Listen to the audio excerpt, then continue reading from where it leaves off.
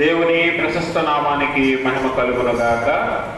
మన ప్రభువు ప్రియరక్షకుడైన యేసు ప్రభుల వారు మనలను మన కుటుంబాలను సంరక్షించి తన హస్తాల చాటున భద్రపరిచి త్రిత్వము తర్వాతి 10వ ఆదివారపు ఆరాధనలోనికి మనందరినీ ఇలాగను ప్రవేశపెట్టి ఆయన సన్నిధిలో కూడుకొని ఆయన స్తుతించి గణపరిచి ఆయన వాక్యాన్ని ధ్యానించే భాగ్యాన్ని మనకి ఇచ్చినందుకే మొదటిగా తండ్రి అయిన దేవుని కృతజ్ఞతాస్తుతులు చెల్లిస్తున్నాను. ఆయన ఆత్మతోనూ సత్యంతోనూ ఆరాధించడం కూడి వచ్చిన మీ అందరికీ ప్రభుపేట వందనాలు. అందరికీ వందనాలు. దేవుడు మిమ్మల్ని మీ కుటుంబాలను మెండుగా దీవించును గాక. ఆమేన్. త్రిత్వం తర్వాత 10వ ఆదివారం కొరకు ఏర్పాటు చేయబడిన లేఖన భాగాలు మనం చదువుగా విన్నాం. పత్రిక పాఠ్య భాగముగా అపోస్తలుడైన పౌలు కొరింథీ సంఘానికి రాసిన మొదటి పత్రిక 12వ అధ్యాయం మొదటి 11 వచనాలను, అలాగే సువార్త పాఠ్య భాగముగా లూకా సువార్తికుడు రాసిన సువార్త 19వ అధ్యాయం 41 నుంచి 48 వరకు ఉన్న లేఖన భాగాలను మనం చదువుగా విన్నాం. ఈ లేఖన భాగాల నుంచి మనం ఒక ప్రాముఖ్యమైన విషయాన్ని ఈరోజు ధ్యానం చేద్దాం. అదేంటంటే, దేవుడు మానవులను సృజించి మానవులను భూమి మీద ఉంచిన తర్వాత, భూమి మీద మానవులు విస్తరారంభించిన తర్వాత భూమి అంతా నిండటం ప్రారంభమైంది. అనేక ప్రాంతాలలో అనేక జాతులుగా విడిపోయి ప్రజలు జీవించడం జరిగింది. అలాగున తరతరాలు జరుగుతూ ఉండగా మొదటి నుంచి దేవుడు మానవుల ప్రతి అవసరతను తీరుస్తున్న దేవుడుగా ఉన్నాడు. అందుకని ఆదామవలను చేయక మునుపే ఆదామవలకు ఏం అవసరమో ముందుగానే తన జ్ఞానముతో ఆలోచన చేసి వారికి కావలసినవన్నీ కూడా ఏదైనా తోటలో ఉంచినట్లుగా మనం చూస్తాం. అలాగే తర్వాత వచ్చిన మానవ జాతి అంతటికి కూడా దేవుడు ప్రతి అవసరతను అక్కరను తీరుస్తూ నడిపిస్తూ ఉన్నాడు. కొన్నిసార్లు మానవుడు తన శక్తి చేత ఏదైతే సాధించలేడో అలాంటి సందర్భాల్లో దేవుడు ఏం చేస్తున్నాడంటే తన శక్తిని, అలాగే తన ఆశీర్వాదాన్ని, అలాగనే తన వరాలను దేవుడు మానవునికి దయచేయటం అనేది మనం చూస్తూ ఉన్నాం. అలాగున దేవుడు మనుష్యులకు ఆత్మవరాలను లేకపోతే కృపావరాలను బహుమానముగా ఇస్తున్నాడు. ఈ కృపావరములతో, ఈ ఆత్మవరములతో మానవుడు ఇహలోక సంబంధమైన జీవితాన్ని విజయవంతంగా జీవించగలడని దేవుడు వాటిని అనుగ్రహించాడు. అయితే ఈ కృపావరాలు లేకపోతే ఈ ఆత్మవరాలను మనము ఎందు నిమిత్తం పొందుకున్నామన్న సంగతి చాలా మందికి అర్థం కాదు. అందుకనే దేవుడు మనకిచ్చిన ప్రతి దానికి ఒక ప్రణాళిక అనేది ఉంటుంది. ఆ ప్రణాళికను బట్టి మనము పొందుకున్న దానిని వినియోగించాలి. దేవుడు మనకి కృపావరాలను లేకపోతే ఆత్మవరాలను ఇచ్చాడు అని అంటే వాటికి ఒక ప్రణాళిక ఉంది. దేవుని యొక్క ఉద్దేశము అందులో ఉంది. కాబట్టి దేవుడు మనకిచ్చిన ఆత్మవరాలు లేకపోతే కృపావరాలట లేకపోతే మనందరి ప్రయోజనం కొరకు దేవుడు ఇచ్చాడు. మనందరి ప్రయోజనం కొరకు. వాస్తవానికి వ్యక్తిగత ప్రయోజనం కాదు ఇక్కడ మనం ఆలోచన చేయవలసింది. అందరి ప్రయోజనం కొరకు ప్రతి ఒక్కరికి వారి వారి శక్తి కొలది లేదా వారి వారి సామర్థ్యమును బట్టి దేవుడు కృపావరములను పంచి ఇచ్చాడు. అందుకనే చదువుకున్న కొరింథీ పత్రికలో మనం చూసినట్లయితే 12వ అధ్యాయము 4వ వచనం చదువుదాం. కృపావరములు నానా విధములుగా ఉన్నవి గాని ఆత్మ ఒక్కడే, మరియు పరిచర్యలు నానా విధములుగా ఉన్నవి గాని ప్రభువు ఒక్కడే. నానా విధములైన కార్యములు కలవు గాని అందరిలోనూ అన్నింటినీ జరిగించు దేవుడు ఒక్కడే. కాబట్టి మనకి కృపావరములు లేకపోతే ఆత్మవరములు అనేక రకాలు ఉన్నప్పటికీ వారి వారి సామర్థ్యాన్ని బట్టి మనుషులను బట్టి దేవుడు వారికి పంచి ఇచ్చిన వాటన్నిటినీ దయచేసేవాడు దేవుడే అన్న సంగతి ఇక్కడ పౌలు జ్ఞాపకం చేస్తూ ఉన్నాడు. అంటే ఒకరికి ఎక్కువ ఒకరికి తక్కువ దేవుడు ఇచ్చేవాడు కాదు. ఆత్మవరాల విషయంలో అన్నీ సమానమే అన్న విషయాన్ని కూడా మనం జ్ఞాపకం చేసుకోవాలి. అందుకని ఆ కింద ప్రత్యేకంగా మాట్లాడతాడు. ఆత్మవరాలు ఎలా ఉన్నాయి అని అంటే 7వ వచనం చదవండి. ఆయనను అందరి ప్రయోజనం కొరకు. చూడండి, కేవలం ఒకరి ప్రయోజనం కోసం కాదట, ఒక వ్యక్తి కోసం కాదట, ఒక కుటుంబం కోసం కాదట, లేకపోతే ఒక జనాంగం కోసం కాదట దేవుడిచ్చిన ఈ ఆత్మవరాలు. దేనికట? అందరి ప్రయోజనము కొరకు, అనగా సంఘము ప్రయోజనం కొరకు, అలాగే సార్వత్రిక సంఘ ప్రయోజనం కొరకు, ప్రజలందరి ప్రయోజనం కొరకు ఇవి ఇవ్వబడ్డాయన్న సంగతి అక్కడ జ్ఞాపకం చేస్తుంటాడు. 8వ వచనం చదవండి. ఎలాగనగా ఒకనికి ఆత్మ మూలముగా బుద్ధివాక్యమును, మరి ఒకనికి ఆత్మ అనుసరించిన జ్ఞానవాక్యమును, మరి ఒకనికి ఆత్మ వలననే విశ్వాసమును, మరి ఒకనికి ఆ ఒక్క ఆత్మ వలననే స్వస్థపరచు వరములను, మరి ఒకనికి అద్భుత కార్యములు చేయు శక్తియు, మరి ఒకనికి ప్రవచన వరమును, మరి ఒకనికి ఆత్మ వివేచనయు, మరి ఒకనికి నానావిధ భాషలను, మరి ఒకనికి భాషలార్థము చెప్పు శక్తియు అనుగ్రహింపబడి ఉన్నవి. అయినను వీటన్నిటినీ ఆత్మ ఒకడే తన చిత్తము చొప్పున ప్రతివానికి ప్రత్యేకముగా పంచిచ్చు కార్యసిద్ధి కలుగు చేస్తున్నాడు. అంటే ఇప్పుడు మనం గమనించాలి, ఈ కృపావరములు లేకపోతే ఆత్మవరములు అనేక రకాలుగా ఉన్నప్పటికీ, అనేక రకాలుగా పనిచేస్తున్నప్పటికీ, వాటన్నిటినీ దయచేయవాడు ఒక్కడే అని, ఒక్క దేవుడే అని, ఒక్క ఆత్మే అని, ఆ ఆత్మ ఆయన కృపను బట్టి మనందరికీ పంచిచ్చు మనందరిలో కార్యసిద్ధి కలుగ చేస్తూ ఉన్నాడు. అయితే ఇప్పుడు మనం గమనించవలసిన విషయం ఏంటంటే, ఇప్పుడు ఇవ్వబడిన ఈ ఆత్మ ఫలాలు లేకపోతే ఈ కృపావరములను మనం ఏం చేయాలి, ఎలాగ వాడాలి అనే విషయాన్ని ఈరోజు లేఖన ఆధారముగా మనం జ్ఞాపకం చేసుకోవాలి. ఎందుకనంటే దేవుడు ఒకరికి ఒక నైపుణ్యాన్ని ఇచ్చాడంటే అది అతనిలోనే సమాధి అయిపోవటానికి ఏమాత్రమో ఒప్పుకోడు దేవుడు. ఆ నైపుణ్యాన్ని లేకపోతే ఆ టాలెంట్స్ ని దేవుడు అందరి కొరకు నువ్వు ఉపయోగించాలని నీకు ఇచ్చాడు. చూడండి, కొంతమందికి కొన్ని టాలెంట్స్ ఉంటాయి, వాటిని వారు మాత్రమే చేయగలరు, మనం చేయలేము.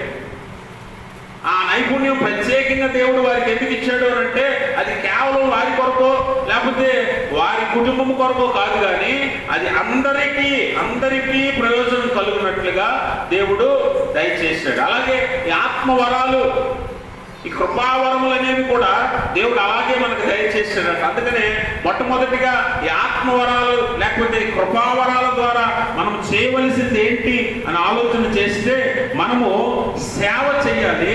అలాగనే మనము సంఘాన్ని బలపరచడానికి దయచేసినట్టు దేవుడు సంఘాన్ని బలపరచడానికి, సేవ చేయటానికి ఈ కృపావరాలను లేదా ఆత్మవరాలను మనుషులకు దేవుడు దయచేస్తున్నాడు. ఇది నీ సొంత లాభం కోసం కాదు, లేకపోతే నీ ప్రయోజనం కోసం కాదు, అందరి ప్రయోజనం కోసం దేవుడు నీకు దయచేశాడు. కాబట్టి ప్రతి ఒక్కరికి ఏదో ఒక ఆత్మవరాన్ని దేవుడు దయచేస్తానని వాగ్దానం చేస్తూ ఉన్నాడు. ప్రతి ఒక్కరికి ఆయన పంచి ఇవ్వగలడు. ఆయన మహదైశ్వర్యము గల దేవుడు, కృపా సమృద్ధి గల దేవుడు. కాబట్టి అటువంటి దేవుడు మనకు అన్నీ కూడా దయచేయగలట. ఆత్మవరాలను కూడా నువ్వు అడిగితే దేవుడు దయచేస్తాడు. అయితే వాటిని నువ్వు దేని కొరకు వినియోగించాలట? సేవ కొరకు, లేకపోతే ఇతరుల కొరకు, లేదా సంఘాన్ని, దేవుని ప్రజలను బలపరచడానికి నువ్వు దాన్ని వినియోగించాలని దేవుని వాక్యము జ్ఞాపకం చేస్తుంది. అందుకనే ఎఫెసీ పత్రికలో కూడా పౌలు అంటాడు, 4వ అధ్యాయం 11-12 వచనాలు ఒకసారి చదివితే, మనమందరము విశ్వాసములోను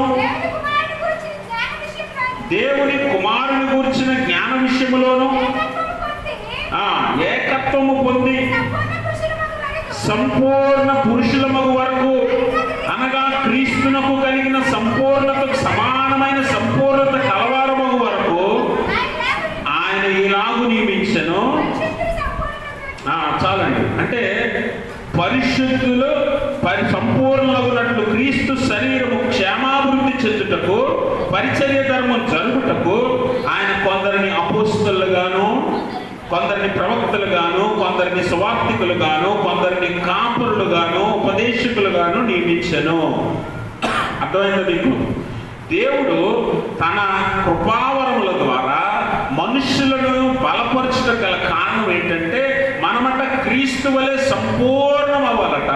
అలాగే సంఘాభివృద్ధి, క్షేమాభివృద్ధి కలగాలి.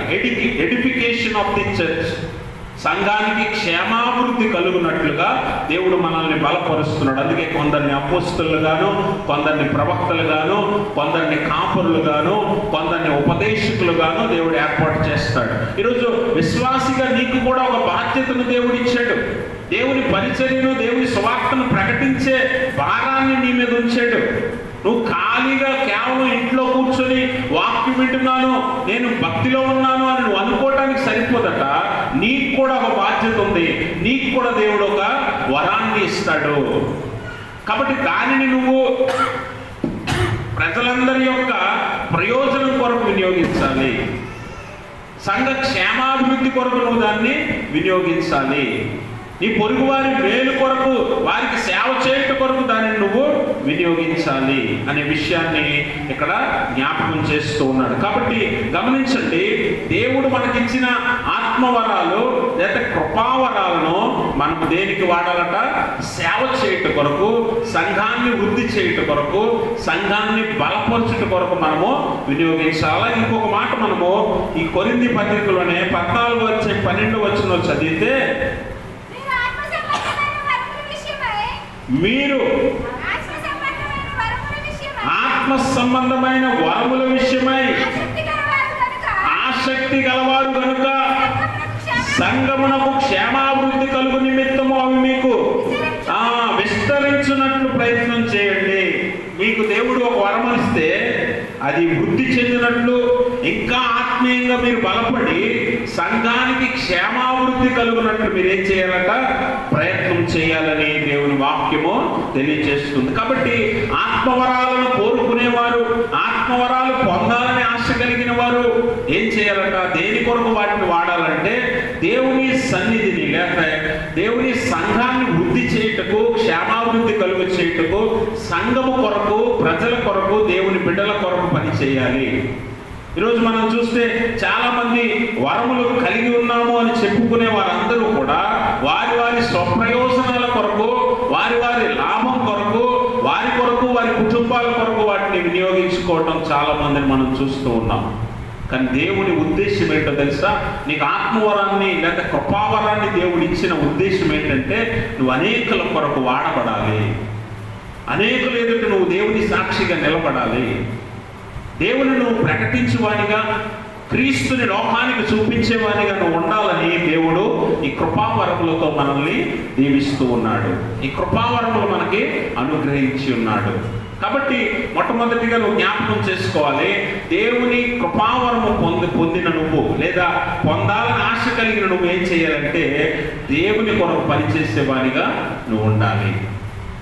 రెండవది మనం ఆలోచన చేస్తే దేవుడిచ్చిన ఈ కృపావరములను మనం ఏం చేయాలంటే ఐక్యతను పెంపొందించటకు, అనగా మనందరి మధ్యలో, ప్రజలందరి మధ్యలో ఐక్యత కలిగించుటకు దీనిని వినియోగించాలి.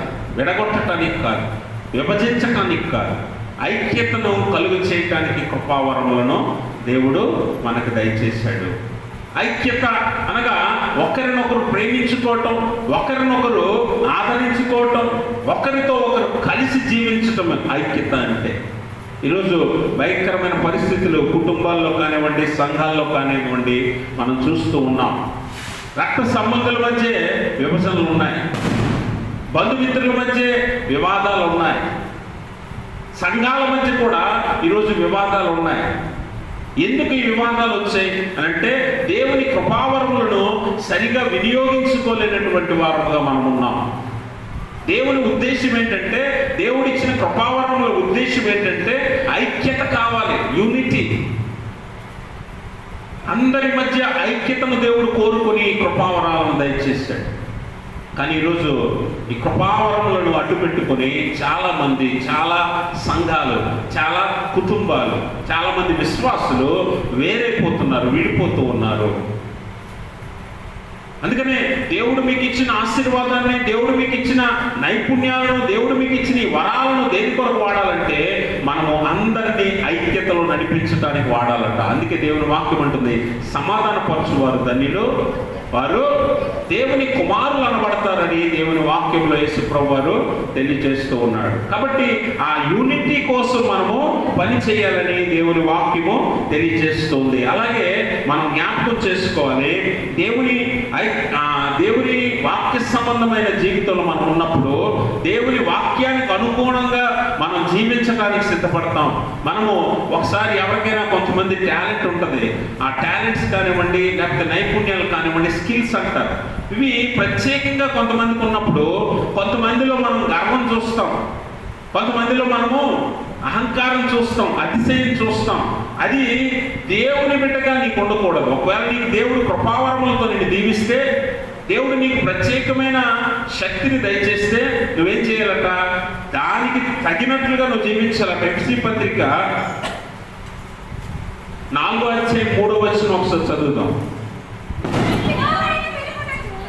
పిలవబడిన పిలుపునకు,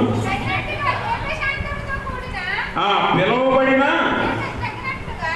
పిలుపుకు తగినట్లుగా దీర్ఘశాంతముతో కూడిన సంపూర్ణ వినయముతోనూ సాత్వికముతోనూ నడుచుకొనవలెనని ప్రభువును బట్టి ఖైదీనని నేను మిమ్మల్ని బతిమాలుకొనుచున్నాను. గమనించండి, దేవుడు నిన్ను ప్రత్యేకపరిస్తే, దేవుడు నిన్ను దీవిస్తే, దేవుడు నిన్ను కృపావరములతో ఆశీర్వదిస్తే నువ్వట ఎలా ఉండాలట? నిన్ను పిలిచిన పిలుపును బట్టి దానికి తగినట్లుగా ఎలా ఉండాలి? దీర్ఘశాంతముతోను, వినయముతోను, ప్రేమతోను నువ్వు జీవించాలి. అప్పుడే ఐక్యత సాధ్యమవుతుంది. అందుకనే మనం గమనించాలి, ప్రేమతో ప్రపంచాన్ని గెలవచ్చు. దేంతో? ప్రేమతో ప్రపంచాన్ని గెలవచ్చు. యేసు ప్రభు వారిని మంచి ఉదాహరణగా, మాదిరిగా మనం తీసుకోవచ్చు. ఈరోజు ప్రపంచ దేశాలలో యేసు ప్రభు వారిని అంగీకరించిన వారు ఉన్నారు అని అంటే కేవలము ప్రేమే. ఆయనలో ఉన్న గుణ లక్షణాలు ఎంత గొప్ప అంటే, ఆయనను చూసి ఎంతో మంది మాదిరి పొందినట్లుగా మనం చూడవచ్చు. ఆయన సాత్వికం కానివ్వండి, ఆయన వినయము కానివ్వండి, ఆయన ప్రేమ కానివ్వండి, అపారమైనవి. ఆయన ప్రేమ ఎంత అపారమైనదంటే, తన ప్రాణమే పెట్టడానికి, మనుషుల కొరకు ప్రాణం పెట్టడానికి ఆయన సిద్ధపడ్డాడు. ఏమి ఆలోచన చేయగా విలువైన వారి కోసం ప్రాణం పెడతారు ఎవరైనా. అందుకని పౌలు అంటాడు, మనం ఇంకనూ పాపులమై ఉండగా క్రీస్తు మన కొరకు యుక్త కాలమున మరణించెను. ఇంకా పాపులమై ఉండగానే, అంటే నువ్వు మారుతావో కూడా తెలియకపోయినా క్రీస్తు నీ కోసము ప్రాణం పెట్టాడు. అంటే అంత అపారమైన ప్రేమకి పరాకాష్ఠ అన్నమాట. అంటే ప్రేమలో ఉన్నతమైన స్థితిలో ఎవరైనా ఉన్నారంటే అది యేసు ప్రభువు వారే. అందుకే దేవుడు ప్రేమ అయి ఉన్నాడు అని యాకోబు భక్తుడు అంటాడు. దేవుడు ఏమై ఉన్నాడట? ప్రేమ అయి ఉన్నాడు. ఆయనే ప్రేమ, ప్రేమే ఆయన. అంత ప్రేమ చూపిస్తాడట. సాత్వికము, వినయం, సంపూర్ణమైన వినయం. ఎంత సాధు స్వభావిగా ఉన్నాడో యేసు ప్రభువు మనం చూస్తాం. ఆయన ఒకరిని ఎప్పుడు కూడా ఒక మాట అనిన సందర్భం లేదు. ఎప్పుడు కూడా ఆయన ఎవరిని దూషించినట్లుగా ఎక్కడ కనిపించదు. అంటే ఎంత సాత్వికమో చూడండి, ఎంత వినయమో చూడండి. దేవుడై ఉండి ఫిలిప్పీ పత్రికలో అంటాడు కదా, ఆయన పరలోకంలో ఉండే భాగ్యము విడిచిపెట్టకూడని భాగ్యమని ఎంచుకొనలేదు, కానీ మనందరి కొరకు దాసుని స్వరూపము ధరించాడు. అంటే ఎంత తగ్గింపో చూడండి, ఎంత తగ్గింపు చూడండి. తను తాను సంపూర్ణముగా అట్టడుగు స్థాయికి తగ్గించుకున్నాడు దేవుడు. వినయము. ఈ గుణాలు కలిగి నిన్ను పిలిచిన పిలుపుకు తగినట్టు నువ్వు జీవించాలట. ఈరోజు కొంతమంది ఇప్పుడున్న సోషల్ మీడియా లేకపోతే ఈ ఇంటర్నెట్లో మనం చూస్తే చాలామంది దైవ సేవకులు అవ్వచ్చు, విశ్వాసులు అవ్వచ్చు, లేకపోతే సువార్థికులు అవ్వచ్చు, కొంచెం పేరు వస్తే చాలు మాకంటే గొప్పవారు ఎవరు లేరన్నట్లుగా ఉన్నారు చాలామంది. కొంచెం ఘనత వస్తే చాలు మాకంటే గొప్పవారు ఎవరు లేరన్నట్లుగా జీవిస్తూ ఉన్నారు చాలామంది. కానీ యేసు ప్రభువారు ఎంత వినయం చూపించాడంటే, ఆయన ఎక్కడి నుంచి వచ్చాడట? నీలాగా నాలాగా భూమి మీద పాపుల వలె ఆయన పుట్టల. నీలాగా నాలాగా మానవ జీవితం కాదు ఆయనది. ఆయన ఎవరు? సర్వోన్నతమైన దేవుడు. అటువంటి దేవుడు, పరలోక నివాసి అయిన దేవుడు నీ కోసం మన కోసం ఎంతగా తగ్గించుకున్నాడంటే ఆ పరమ భాగ్యాన్ని వదిలేసి నీకోసం నరావతారిగా, దాసునిగా, రిక్తునిగా అంటే సంపూర్ణంగా తనని తాను ఖాళీ చేసుకున్నాడు. కెనాసిస్ థియరీ అంటారు దీన్ని. కెనాసిస్ అంటే ఎంప్టీయింగ్ హిమ్సెల్ఫ్. అతను ఖాళీ చేసుకున్నాడు. ఆఖరికి శిలువ మీద చివరి రక్తపు బొట్టు దాకా నీకోసం కార్చేశాడు. అంటే ఎంత వినయమో, ఎంత సాత్వికమో, ఎంత ప్రేమో. అలాంటి లక్షణాలను మనం కలిగి ఉండాలట, దేవుని వరాలు పొందిన వారముగా. ఈరోజు చాలా మందిని బయట చూస్తాం, స్వస్థత వరాలు ఉన్నాయని, భాషలు మాట్లాడే వరాలు ఉన్నాయని చాలా మంది దైవజనులు చెప్పుకుంటూ ఉన్నారు. ఉండడం మంచిదే. వాటిని బట్టి అనేక మంది విశ్వాసులను వారు బలపరచవలసిన బాధ్యత వారి మీద దేవుడు ఉంచాడు. వరాలు ఇవ్వటం, వరాలు పొందుకోవటం మంచిదే. కానీ చాలా మంది ఏం చేస్తున్నారంటే వాటినే వారికి స్వలాభం కోసం వాడుకుంటూ ఉన్నారు. వాటినే వారు లాభం చేసుకుంటూ ఉన్నారు. వాటినే వారు క్యాష్ చేసుకుంటూ వారి ఘనతకు, వారి పేరుకు, వారి గొప్పకు వాడుకుంటున్నారు చాలా మంది. కాబట్టి గమనించండి, దేవుని పిలుపుకు తగినట్లుగా మనం జీవించాలి. అప్పుడు దేవుడు ఆత్మవరాలతో మనల్ని ఆశీర్వదిస్తాడని ఈ లేఖనం ద్వారా మనం జ్ఞాపకం చేసుకోవాలి. అందుకనే ఈ కొరింథీ పత్రిక 12:7 అంటాడు, అందరి ప్రయోజనం అన్నాడు. అందుకే చాలు, అందరి ప్రయోజనం కొరకు నువ్వు దాన్ని వినియోగించేవాడిగా ఉండాలి. దేవుడు అదే కోరుకుంటాడు. అందునిమిత్తమే నీకు వరాన్ని ఇచ్చాడు. అందునిమిత్తమే దేవుడు నిన్ను ఆశీర్వదించాడు. అలాగే మూడవదిగా మనం చూసినట్లయితే దేవునికి మహిమ తేవటానికి నువ్వు ఆత్మవరాలను వినియోగించాలి. దేవునికి మహిమను తెచ్చుకోవటానికి.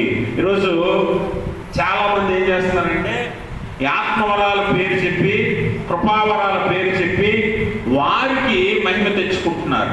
వారికి వారు మహిమను తెచ్చుకుంటున్నారు. వారికి వారు ఘనతను తెచ్చుకుంటున్నారు. నేను మొన్న శుక్రవారం ధ్యానంలో కూడా తెలియజేశాను. చాలా మంది మనుషులు ఏమవుతున్నారంటే వారికి ఉన్న స్థితిగతులను బట్టి వారిని వారు గొప్ప చేసుకొని ఆఖరికి దేవుని స్థానానికి వారే వెళ్ళడానికి ప్రయత్నం చేస్తూ ఉన్నారు. అంతగా మానవుడు తనని తాను హెచ్చించుకుంటున్నాడు, తనను తాను గణపరుచుకుంటున్నాడు. కానీ దేవుడు నీకు ఇచ్చిన కృపావరములను దేవునికి మహిమ వచ్చినట్లుగా నువ్వు వాడాలి. దేవునికి మహిమను తెచ్చినట్లుగా నువ్వు వాడాలి. కొరింథీ పత్రికలో 10:31 మనం చదివితే, కాబట్టి మీరు భోజనము చేసినను, పానము చేసినను, మీరేమి చేసినను సమస్తమును ఎవరికి? దేవునికి మహిమ వచ్చినట్టు చేయాలి.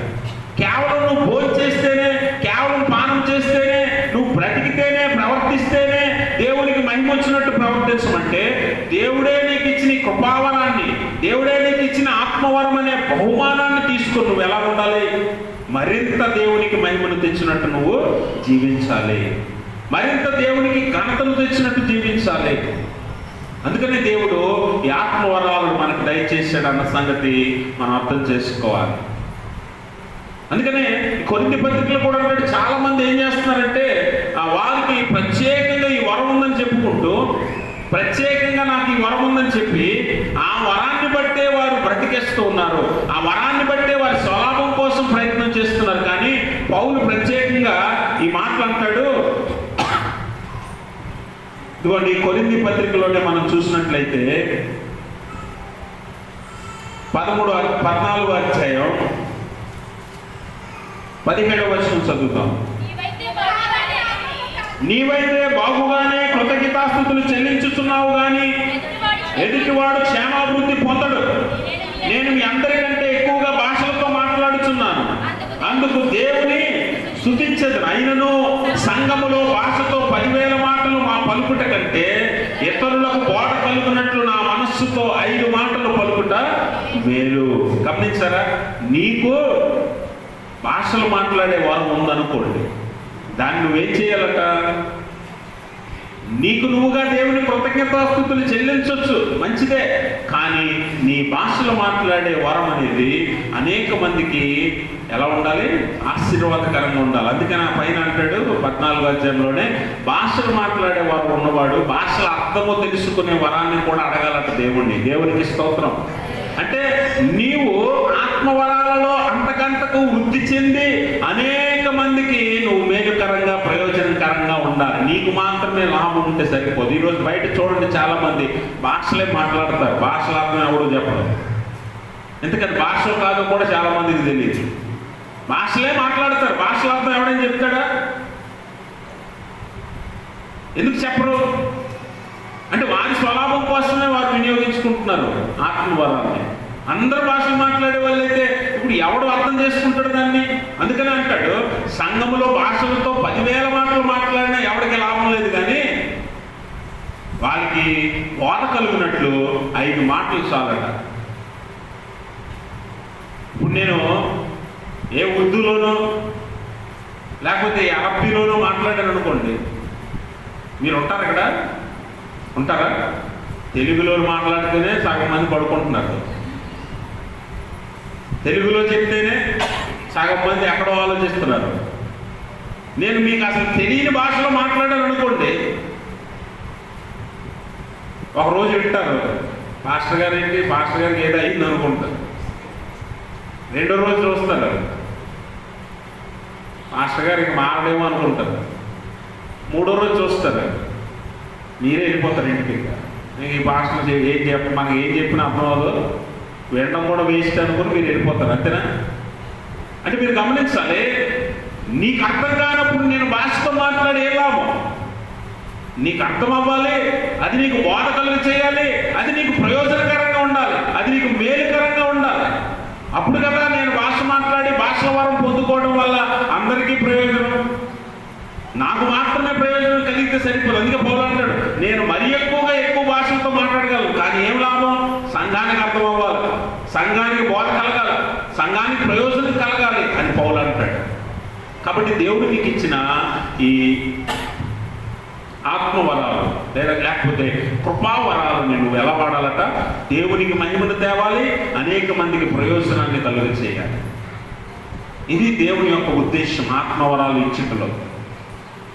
ఆత్మవరాలను మీకు దయచేయడంలో దేవుని యొక్క ఉద్దేశము ఇదే అన్న విషయాన్ని మనం జ్ఞాపకం చేసుకోం. 1 పేతురు పత్రిక 4వ అధ్యాయము 10వ వచనంలో ఒక మాట చదువుదాం.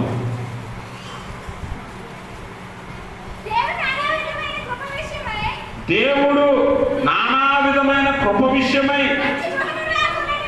మంచి గృహ నిర్వాహకులై ఉండి ఒక్కొక్కడు కృపావరం పొందిన కొలది ఒకరికొకడు ఉపచారం చేసుకోండి. ఒక్కొక్కడు కృపావరం పొందిన కొలది, ఆత్మవరం కృపావరం పొందిన కొలది ఏం చేయాలంటే ఒక్కొక్కడు ఉపచారం చేసుకోండి, ఒకరికొకరు వినియోగించుకోండి, ఒకరికొకరు సహకరించుకోండి, ఒకరికొకరు సేవ చేసుకోండి. ఈరోజు సంఘాల్లో కానివ్వండి, విశ్వాసుల మధ్యలో కానివ్వండి, మనం చూసినట్లయితే ఈ సహకారం అనేది లేదు, ఈ ఉపచారం అనేది లేదు, చాలా తక్కువ. కొన్ని సంఘాల మధ్యలోనే చూడగలుగుతున్నాం. ఎందుకనంటే ఎవరికి వారి స్వప్రయోజనాల కొరకు బ్రతుకుతూ ఉన్నారు, వారి స్వలాభం కోసం బ్రతుకుతూ ఉన్నారు. కానీ దేవుడి ఉద్దేశం అది కాదు. దేవుడి ఉద్దేశము అది కాదు. అందరి మధ్య ఐక్యత కావాలి దేవునికి. దానికోసమే దేవుడు మనల్ని వరాలతో ఆశీర్వదిస్తున్నాడు అన్న సంగతి మనం అర్థం చేసుకోవాలి. ఈ కృపావరాల ద్వారా మనం ఏం చేయగలము అని అంటే, కృపావరాల ద్వారా దేవునికి మహిమను తేగలము, అనేక మందికి ప్రయోజనకరంగా జీవించగలము, అలాగే అపవాదిని ఎదిరించగలము. అపవాది తంత్రములను గుర్తించగలము, ప్రమాదాన్ని పసిగట్టగలము, ఆపదల నుంచి తప్పించుకోగలము. అందుకే దేవుడు ఇస్తాడు ఈ కృపావరాలని. కాబట్టి గమనించండి ప్రభునందు ప్రియమైన స్నేహితులారా, మనలో దేవుడు ఇచ్చిన ప్రతి ఆలోచన, దేవుడు కలుగజేసిన ప్రతి ఆలోచన, దేవుడిచ్చిన ప్రతి వరము, దేవుడిచ్చిన ప్రతి నైపుణ్యము దేవునికి మహిమకరంగా వాడబడాలి, అనేక మందికి మేలుకరంగా వాడబడాలి. సంఘానికి క్షేమాభివృద్ధి కలుగునట్లుగా మనము ఆ వరాలను వినియోగించాలి.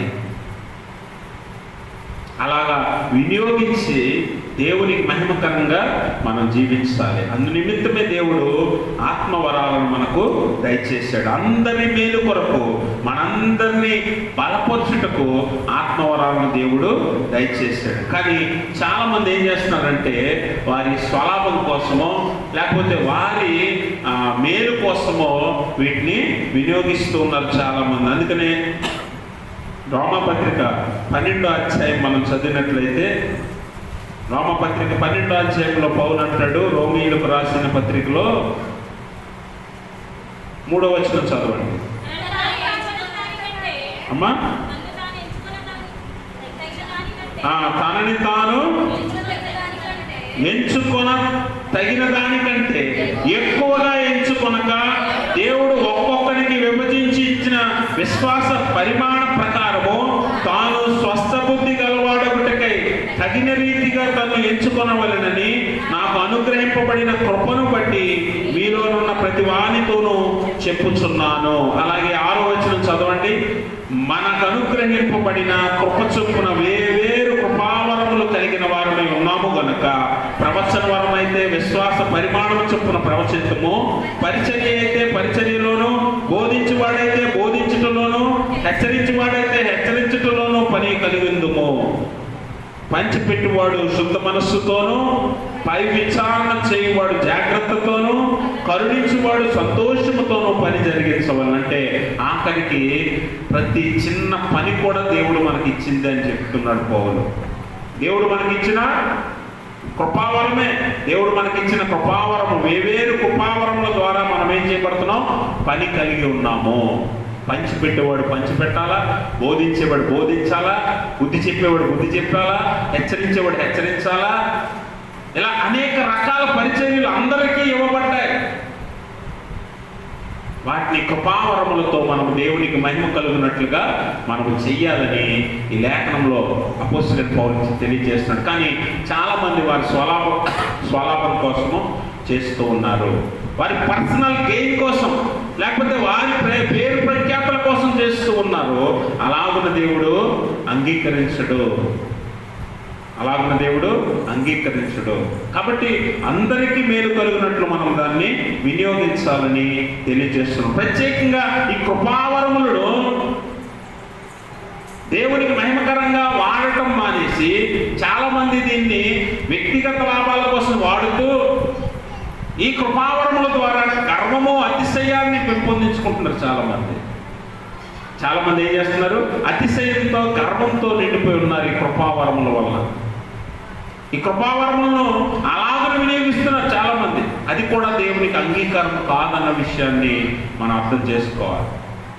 దేవుడు నీకు ఏదైనా స్థితినిచ్చి నిన్ను ఆశీర్వదిస్తే నువ్వు దాన్ని అతిశయంగా భావించకూడదు, దాన్ని గర్వంగా అహంకారంగా నువ్వు వినియోగించకూడదు.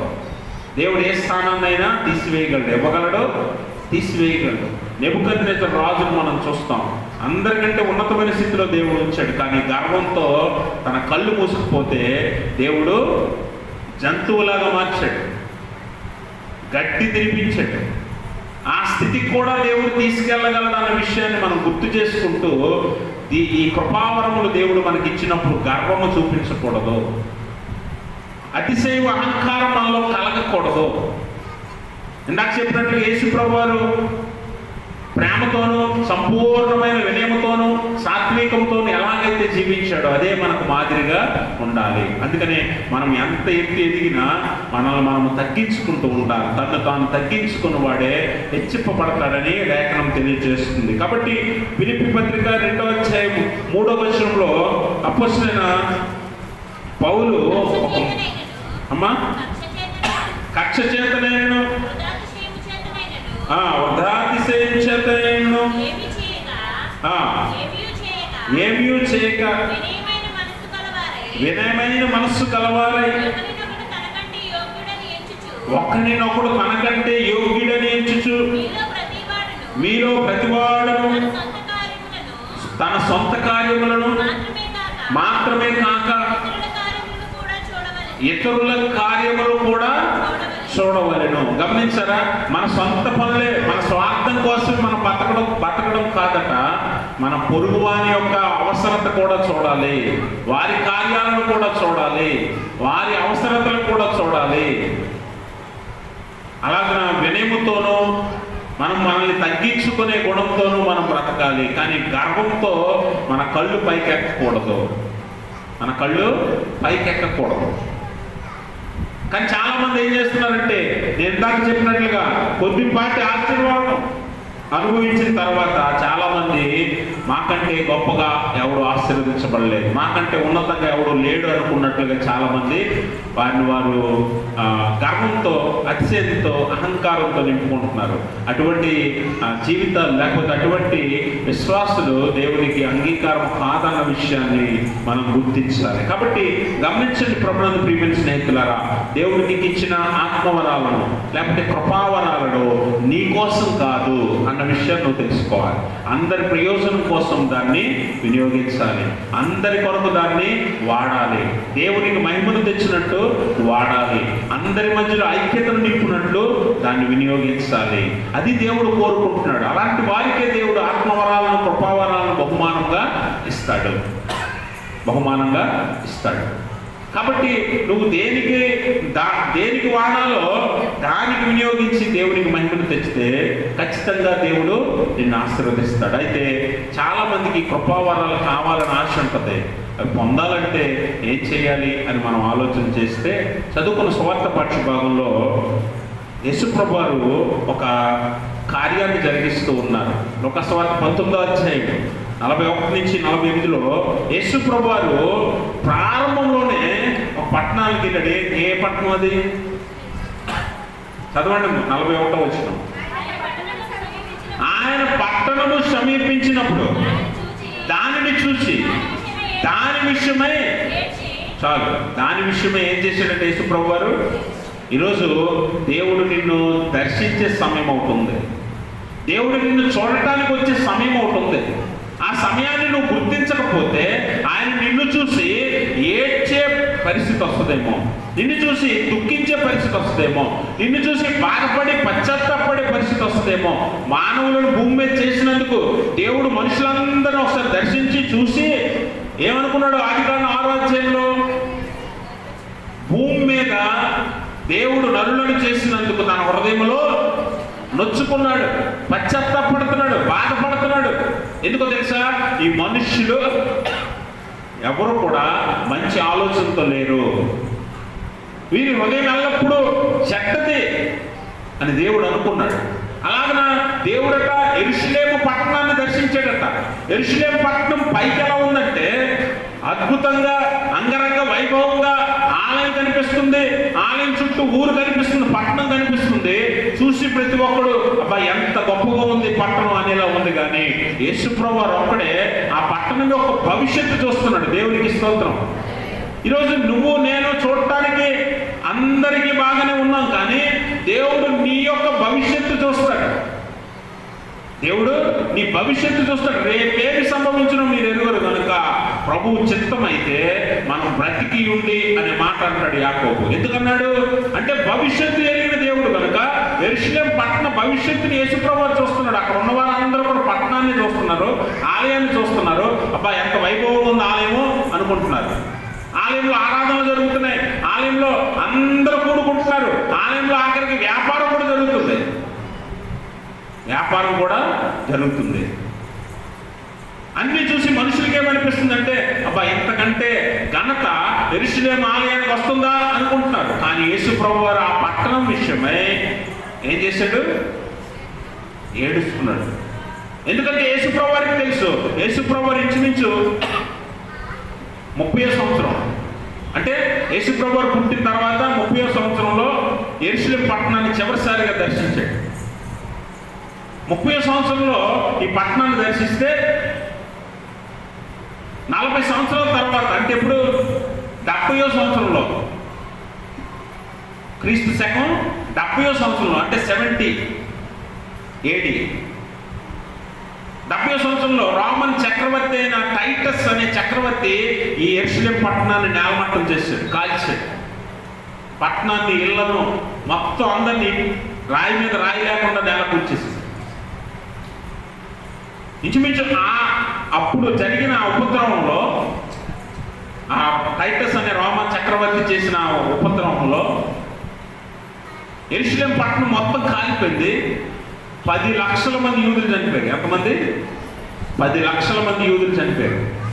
కరువు వచ్చేసింది.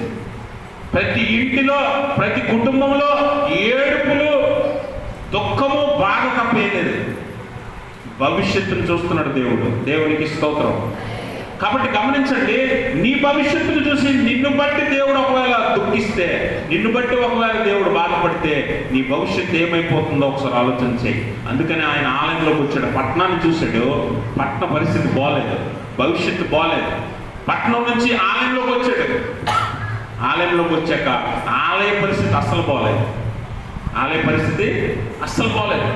సంఘంలో జనం ఉన్నారు, సంఘంలో గుంపులుగా కూడి ఉన్నారు. కానీ ఏం చేస్తున్నారు వాళ్ళు? ఏం చేస్తున్నారండి? చదవండి అక్కడ లూకాసు వార్త 19వ అధ్యాయం. ఆయన దేవాలయంలో ప్రవేశించి అందులో విక్రయము చేయువారి వారితో ఏమంటున్నాడు? నా మందిరము ప్రార్థనా మందిరము అని వ్రాయబడి ఉన్నది. అయితే మీరు దానిని దొంగల గుహగా చేసితిరని చెప్పి వారిని వెళ్ళగొట్టనారంభించెను. గమనించండి, ఆయన ఆలయంలోకి వచ్చాక ఆలయ శుద్ధీకరణ చేస్తూ ఉన్నాడు. ఆలయం చూడటానికి చక్కగా ఉంది బయట నుంచి, కానీ ఆయన లోపలికి వచ్చేసరికి లోపల జరగాల్సిందేంటి, జరుగుతున్నదేంటి? లోపల ఏం జరగాలి? ఆలయం అనగా దేవుని సన్నిధి ఉండే పరిశుద్ధ స్థలం. ఈ పరిశుద్ధ స్థలంలో ఏం జరగాలంటే ఆలయంలో దేవునికి ఆరాధనలు జరగాలి, దేవుని పేరట ప్రార్థనలు జరగాలి, విశ్వాసులు పశ్చాత్తాపంతో దేవుని ఎదుట మోకరించాలి. ఇది ఆలయంలో జరగాల్సింది. కానీ అక్కడేం జరుగుతుందంటే ఆలయాన్ని ఒక వ్యాపారపు టిల్లుగా మార్చారు, దొంగల గుహగా మార్చారు. ఈరోజు చాలా సంఘాలు విశ్వాసులతో నిండి ఉన్నట్టుగా కనిపిస్తున్నాయి, కానీ ఆ విశ్వాసులు చాలా మంది దొంగలుగా ఉన్నారు, చాలా మంది వ్యాపారం చేసుకునేవారుగా ఉన్నారు. దేవుని పేరు చెప్పి, దేవుని పేరు అడ్డు పెట్టుకుని చాలా మంది డబ్బు సంపాదించడానికి సిద్ధంగా ఉన్నారు. ఇందులో దైవజనులు ఉన్నారు, ఇందులో పెద్దలు ఉన్నారు, ఇందులో విశ్వాసులు ఉన్నారు, అనేక మంది ఉన్నారు. ఇందులో తారతమ్యాలు ఏమీ లేవు. అందుకని ఆలయంలోకి రాగానే ఆయన ఏం చేశాడంటే, ఇది ప్రార్థనా స్థలం, నా తండ్రి ఇల్లు. ఇలాంటి స్థలాన్ని, ఇలాంటి పరిశుద్ధ స్థలాన్ని మీరు ఎలా మార్చారట? దొంగల గుహగా మార్చారు, వ్యాపారపు ఇల్లుగా మార్చారు. ఆయన తన అధికారాన్ని అక్కడ చూపిస్తున్నాడు. మొట్టమొదటిసారి ఆయన దైవాధికారాన్ని అక్కడ చూపిస్తున్నాడు. ప్రవచనం నెరవేర్పుగా ఆయన చేస్తున్నాడు. జకర్యా గ్రంథం 9వ అధ్యాయం 9వ వచనం చదవండి. జకర్యా గ్రంథం 9వ అధ్యాయం 9వ వచనం. సియోను నివాసులారా, అమ్మా బహుగా సంతోషించండి. యెరూషలేము నివాసులారా, ఉల్లాసముగా ఉండండి. నీ రాజు నీతిపరుడును, రక్షణ గలవాడును, దీనుడనై గాడిదను గాడిద పిల్లను ఎక్కి నీ యొద్దకు వచ్చుచున్నాడు. అనగా ఆయన సర్వాధికారాన్ని అక్కడ చూపిస్తున్నాడు. రాజు, he is the king of Jerusalem. యేసు ప్రభు వారు ఏమైనాడట? యెరూషలేము రాజుగా వచ్చాడు. ఆ పట్టణాన్ని చూసి ఏడ్చాడు, నా పట్టణం ఇలా అయిపోయింది, నా తండ్రి ఇల్లుని వ్యాపార బిల్లుగా మార్చాలని. మొట్టమొదటిసారి ఆయన తన అధికారాన్ని, సార్వభౌమాధికారాన్ని చూపిస్తున్నాడు. ప్రవచనం నెరవేర్పుగా ఆ కార్యాన్ని చేస్తున్నాడు. ఆలయాన్ని శుద్ధీకరిస్తున్నాడు. ఆలయాన్ని శుద్ధీకరిస్తున్నాడు. ఈరోజు ఆలయము మన ఆత్మీయ జీవితాలకు సాదృశ్యంగా ఉంది. అందుకనే కొరింథీ పత్రికలోనే అపొస్తలుడైన పౌలు ఏమంటాడంటే, మీ శరీరము దేవుని ఆలయమని మీరు ఎరుగరా? ఈరోజు ఆలయాన్ని మనం ఏం చేస్తున్నాం? వ్యాపార బిల్లుగా మార్చాం. శరీరం అనే ఆత్మీయ ఆలయాన్ని కూడా మనం ఏం చేస్తున్నాం అంటే అనేక రకాల లోకాశలతో నింపి, అనేక రకాల దురలవాట్లతో ఈ శరీరాన్ని పాడు చేస్తున్నాం. ఆలయం అనే శరీరాన్ని మనము పాడు చేస్తున్నాం. దేవుడు ఇందులో నివసించడానికి సిద్ధపడితే అక్కడ దేవుడు ఉండకుండా మనం ఏం చేస్తున్నాం అంటే దాన్ని అపవిత్రపరిచి దాన్ని పాడు చేస్తున్నాం. అందుకే దేవుడు అక్కడ వారిని వెళ్ళగొడుతున్నాడట, వారిని వెళ్ళగొడుతున్నాడు. ఈరోజు ఆలయంలో కూడి నువ్వు నేను, దేవుని పరిశుద్ధ ఆలయంలో కూర్చున్న మనము, మన శరీరం అనే మన హృదయం అనే ఆలయాలను పరిశుద్ధంగా ఉంచుతున్నామా? దేవుడు అందులో ప్రవేశించి మనతో నివాసం చేయలాగా అవి అనుకూలంగా ఉన్నాయా అని అంటే ఖచ్చితంగా లేని స్థితిలోనే చాలా మంది ఉన్నాం. కాబట్టి ఇప్పుడు ఒకవేళ దేవుడు నిన్ను దర్శించి నిన్ను చూసినప్పుడు నీ స్థితి బాగోకపోతే నిన్ను బట్టి ఆయన పశ్చాత్తాపడతాడు, నిన్ను బట్టి ఆయన దుఃఖిస్తాడు. అందుకని మన హృదయాలను మనము శుద్ధి చేసుకోవాలి. అందుకని యాకోబు భక్తుడు అంటాడు, యాకోబు భక్తుడు 4:8 అంటాడు, దేవుని యొద్దకు మీరు ఏం చేయాలంటే దేవుని యొద్దకు మీరు రండి, అప్పుడు ఆయన మీ యొద్దకు వచ్చును. పాపులారా మీ చేతులు శుభ్రపరచుకోండి, విమనస్కులారా మీ హృదయాలను శుద్ధి చేసుకోండి. ఏం చేసుకోవాలట? ఆత్మీయ వరాలు కావాలంటే దానికి అనుకూలంగా నువ్వు మారాలంటే ఏం చేయాలట? దేవుని పరిశుద్ధాలయంలోనికి రావాలి, ఆత్మీయ ఆరాధనలో నువ్వు ఉండాలి. వ్యాపారాల్లో కాదు, ఉద్యోగాల్లో కాదు, నీ స్వలాభం కోసం కాదు, నీ కుటుంబం కోసం కాదు. దేనికోసం ఉండాలట? దేవుని కోసం నువ్వు రావాలి. అందుకంటాడు మొదట మనం ఆయన యొద్దకు వస్తే ఆయన మన దగ్గరికి వస్తాడు. అందుకని పాపులారా మీ చేతులు కడుక్కోండి. ఎందుకంటే ఇహలోక సంబంధమైన పాపాలన్నీ కూడా నీ చేతులతో చేస్తున్నాం, దేవుని విరుద్ధమైన కార్యాలన్నీ నీ చేతితో చేస్తున్నాం. ఆఖరికి దేవుడు నీ శరీరంలో ఆలయంలో ఉండడానికి ఇష్టపడితే ఆలయాన్ని కూడా నీ చేతులతో పాడు చేసుకుంటున్నావు, దేవుని ఆలయాన్ని కూడా పాడు చేస్తున్నావు. అందుకే నీ చేతులు కడుక్కో మొదట. తర్వాత దేమనస్కులారా అంటే 2 రకాల మనస్సులు కలిగిన వారులారా అంటే ఒకటి లోక మనస్సు, ఒకటి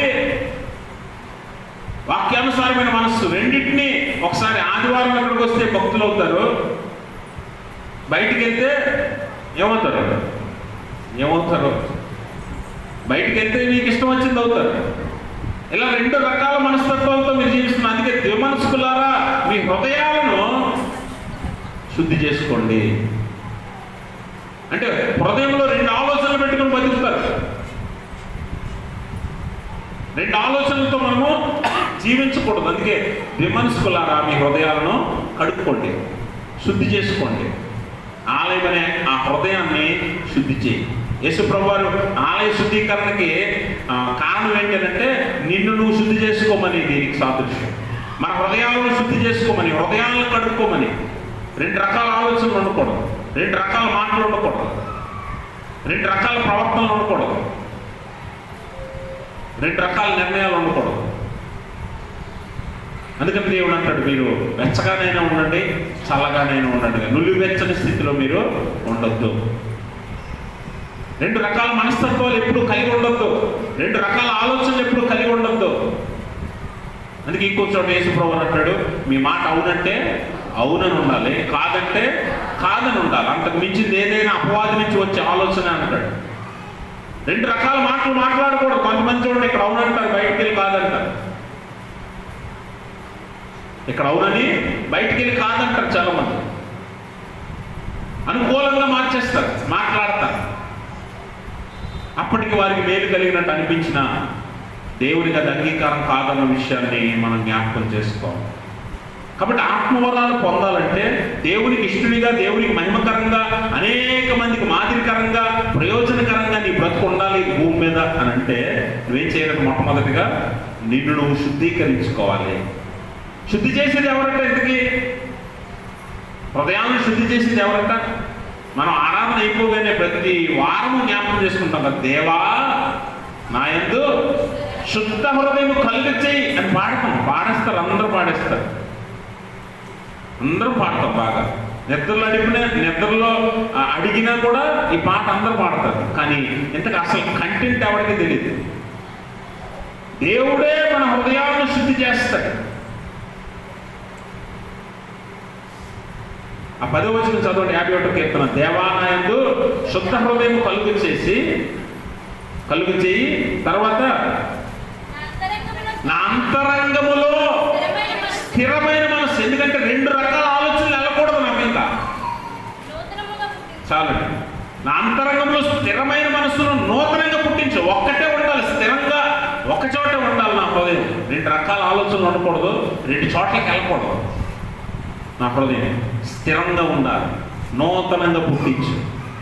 నా హృదయాన్ని శుద్ధి చేయి. శుద్ధ హృదయం నాకు దయచేయి. దేవుడే ఇవ్వాలంటే నువ్వేం చేయాలంటే ఆయన యొద్దకు రావాలి. అప్పుడు నీ యొద్దకు ఆయన వస్తాడు. అప్పుడు నీ హృదయంలో ఆయన ఉండటానికి ఇష్టపడతాడు. అప్పుడు నీకు ఆత్మవరాలను దయచేస్తాడు దేవుడు. యోవేలు 2:28 అంటాడు కదా, అంత్యకాలమున నా ఆత్మను జనులందరి మీద కుమ్మరిస్తానని దేవుడు వాగ్దానం ఇచ్చాడు. ఇది చాలా మంది ఏమనుకుంటారంటే కేవలం కొంతమందికి దేవుడు ఆత్మనిస్తాడు, కొంతమందికి ఆత్మ వరాలను ఇస్తాడు అని అనుకుంటున్నారు. వాస్తవానికి అడిగిన ప్రతి ఒక్కరికి ఆయన ధారాళముగా దయచేసే దేవుడు. నువ్వు అడిగితే ఖచ్చితంగా నీకు ఇస్తాడు. నీకు ఆశ ఉంటే ఖచ్చితంగా తీరుస్తాడు. కానీ దానికంటే ముందు నువ్వు ఎలా సిద్ధపడి ఉండాలంటే నీ హృదయం శుద్ధంగా ఉండాలి. నీతో దేవుడు జీవించేలాగా నీ శరీరాన్ని, నీ హృదయాన్ని ఆయనకు ఆలయంగా నువ్వు మార్చాలి. 2 రకాల మనస్తత్వాలు నీలో ఉండకూడదు. నీ పాపాలను నువ్వు కడుక్కొని ఉండాలి. అలాగనే ఆయన ఆరాధించడానికి ఎన్నడూ కూడా నువ్వు సిద్ధంగా ఉండాలి.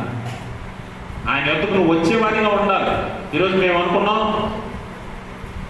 మరి నా సంఘ సభ్యులు తల్లిగారు నరసమ్మ గారు చనిపోతే ఇప్పుడు పెట్టాలి ఆరాధన 12 గంటలకి పెడితే వస్తారా అనుకున్నాం. చాలామంది వస్తారా రారా అనుకున్నాం. కానీ దేవుని కృపను బట్టి మీరు ఎంతమంది రావటం నాకు చాలా సంతోషంగా ఉంది. అంటే దేవుని సన్నిధికి ఆశతో రావాలి, ఆసక్తితో రావాలి. సమయమందు అసమయమందు దేవుని కొరకు మనం సిద్ధంగా ఉండాలి. ఏ సమయమైనా సరే, ఏ సమయమైనా. ఒకవేళ అర్జెంటుగా హాస్పిటల్కి వెళ్ళాలి, రేపు వెళ్ళొచ్చులే అనుకుంటారా? ఎందుకంటే మనకి అది చాలా అవసరం.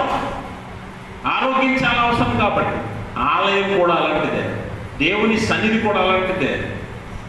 నీ ఆత్మీయ జీవితాన్ని, నీ జీవితాన్ని బాగు చేసేది, కట్టేది. ఇలాంటి ఆలయానికి, పరిశుద్ధ ఆలయానికి సమయము అసమయమేమి ఉండదు. ఎప్పుడైనా దేవుని సన్నిధికి రావచ్చు. అలాగే దేవుని సన్నిధికి నువ్వు ఎల్లప్పుడూ వచ్చేవానిగా ఉండాలట. దేవుని కొరకు నువ్వు నీ హృదయాన్ని పరిశుద్ధంగా సిద్ధపరచుకుని ఉండాలట. అప్పుడు అంత్యకాలమున అందరి మీద, చూడండి యోవేలు 2:28 చదవండి. అంత్యకాలమున తర్వాత నేను సర్వజనుల మీద నా ఆత్మను కుమ్మరింతును. మీ కుమారులు కుమార్తెలు ప్రవచనాలు చెప్తారు. మీ ముసలి వాళ్ళు ఏం చేస్తారట? కలలు కంటారట. మీ యవనులు దర్శనములు చూస్తారట. ఆ దినములలో నేను పనివారి మీదను పనికర్తల మీదను ఆత్మను కుమ్మరింతును అని దేవుడు ఇస్తున్నాడు. అంటే ఇక్కడ స్థాయిని బట్టి దేవుడు ఆత్మని ఇవ్వట్లా.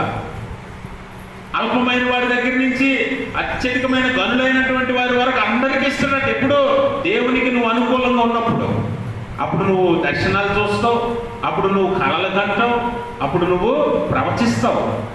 ఇటువంటి గొప్ప వరాలను దేవుడు నీకు ఇవ్వటానికి సిద్ధంగా ఉన్నాడు. ఎప్పుడు తెలుసా? నువ్వు నిన్ను శుద్ధి చేసుకున్నప్పుడు, నీ హృదయాన్ని శుద్ధి చేసుకుని దేవునికి అనుకూలంగా నువ్వు సిద్ధపడినప్పుడు, దేవునికి మహిమకరంగా నువ్వు సిద్ధపడినప్పుడు నీ మీదకు ఆత్మను రప్పించి ఆయన ఆత్మ వరాలను ఇస్తాడు. తద్వారా ఆత్మ ఫలాలను మనం చూపిస్తాం దేవునికి. ఆత్మ ఫలాలను కూడా దేవునికి మహిమకరంగా మనం పొందుకుంటాం. కాబట్టి గమనించండి ప్రభునందు ప్రియమైన స్నేహితులారా, దేవుని యొక్క ఆత్మవరాలు పొందుకొని దేవునికి ఇష్టలుగా మనం ఈ లోకంలో జీవిస్తే దేవుడు మన వలన మహిమ పొందుతాడు. తర్వాత ఆయన తన మహిమలో మనల్ని చేర్చుకుంటాడు. ఆయన మహిమలో చేరటానికే కదా విశ్వాసిగా మనం ప్రయాసపడుతున్నాం. ఈ ప్రయాసం అంతా దేనికోసం అంట? కార్లు, బంగళాలు, ఇళ్ళు, స్థలాలు, పొలాలు సంపాదించడానికి కాదు. దేనికి? ఆయన మహిమలో చేరటానికి. యోగ భక్తుడు అంటాడు కదా, నేను కన్నులారా ఆయనను చూస్తాను, నేనే శరీరంతో ఆయనను చూస్తాను, తర్వాత ఆయన నన్ను తన మహిమలో చేర్చుకుంటాడు. ఆయన మహిమలో చేరాలంటే భూమి మీద ఉండగా ఆయనకు నువ్వు మహిమను తేవాలి. ఆ మహిమను తెచ్చే జీవితం నువ్వు జీవించాలి. అలా జీవించాలంటే నీ హృదయం శుద్ధంగా ఉండాలి, నీ జీవితం పరిశుద్ధంగా ఉండాలి, దేవుని సన్నిధిలో గడిపేవానిగా నువ్వు ఉండాలి, దేవుని కొరకు నువ్వు బ్రతికేవానిగా ఉండాలి, దేవునికి మహిమను తెచ్చే జీవితాలను జీవించాలి. అప్పుడు నీలో దేవుడు కార్యసిద్ధి కలుగు చేస్తాడు. నీలోనికి ఆత్మ ఫలాలను, ఆత్మ వరాలను దేవుడిస్తాడు. తద్వారా ఆత్మ ఫలాలను ఫలిస్తావు. అది దేవునికి సంతోషాన్ని ఇస్తుంది, ఆనందాన్ని ఇస్తుంది. కాబట్టి గమనించండి, మన కొరకు మనం జీవించడం కాదు క్రైస్తవ్యం అంటే. అనేకుల కొరకు, అనేకుల ప్రయోజనార్థము మనం బ్రతకాలి. ఈ భారతదేశానికి ఎంతోమంది మిషనరీలు వచ్చి వారి ప్రాణ త్యాగం చేసి వారి సమయాన్ని, ధనాన్ని, అలాగే వారి శక్తిని మన కొరకు దారపోసి దేవుని కొరకు, మనందరి మేలు కొరకు వారు పనిచేస్తారు. అందును బట్టి ఈరోజు సువార్త నీకు నాకు అందింది. మన జీవితాలు వెలిగించబడ్డాయి. మనము ఈరోజు చక్కని దీవించబడిన జీవితాలు జీవిస్తున్నామంటే కేవలము అటువంటి భక్తుల వలనే. వారు అలాగా జీవించారు. దేశం కాని దేశంలో మనుషులు ఎవరో కూడా తెలియని ప్రదేశాలకు వారు వెళ్ళి వారి పరిచర్య, దేవుని కొరకు వారి పరిచర్య చేశారు. ఈరోజు నువ్వు నీ పొరుగువానికైనా మేలుకరంగా జీవిస్తున్నావు అనంటే మన మధ్య వివాదాలు, మన మధ్య అపార్థాలు ఇవన్నీ కూడా ఉంటుండగా దేవుని మహిమకరమైన జీవితం మనం జీవించలేము. ఐక్యత కావాలి, దేవుడు కోరుకుంటున్నాడు. సంఘమే కాదు, విశ్వాసులే కాదు, కుటుంబాలే కాదు, సార్వత్రిక సంఘం అంతా ఏకమవ్వాలి. అదే దేవుడు ఆశిస్తున్నాడు. కాబట్టి అటువంటి మంచి మేలుకరమైన జీవితాలు మనం జీవించాలి. మనందరం దేవునికి మహిమకరంగా జీవించాలి. అప్పుడు మనమందరం మహిమలో చేర్చబడతాం, ఒకరినొకరం చూసుకుంటాం. ఈరోజు మరణించిన వారిని బట్టి మనం దుఃఖిస్తున్నాం, బాధపడుతున్నాం. కానీ వారు మహిమలో ఉండి నువ్వు లేకపోతే నువ్వు మహిమలో ఉండి వారు లేకపోతే ఏమవుతుంది? ఎంత దుఃఖం, ఎంత బాధ అంతా కూడా ఉపయోగం లేనిదిగా, వ్యర్థంగా ఉండిపోతుంది. అందుకనే మనందరము దేవుని సన్నిధిలో మహిమలో చేరాలంటే అందరము మహిమకరమైన జీవితాలు జీవించాలి. దేవునికి మహిమను తెచ్చే జీవితాలు జీవించాలి. అట్టి స్థితి దేవుడు తన పరిశుద్ధాత్మ ద్వారా మనందరికీ దయచేయును గాక. ఆమేన్. సమస్త జ్ఞానంలో పిలిచిన దేవుని సమాధానం యేసుక్రీస్తు వల్ల మీ హృదయములకు, మీ తలంపులకు కావలి ఉండును గాక.